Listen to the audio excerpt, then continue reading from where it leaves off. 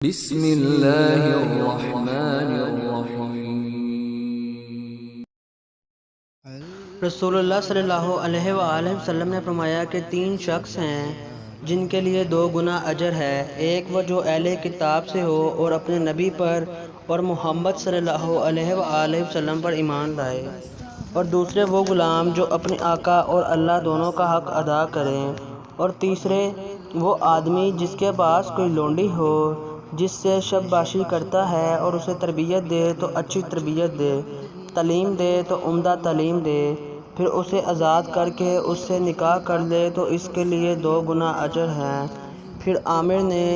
صالح بن حیان سے کہا کہ ہم نے یہ حدیث تمہیں بغیر اجرت کے سنا دی ہے،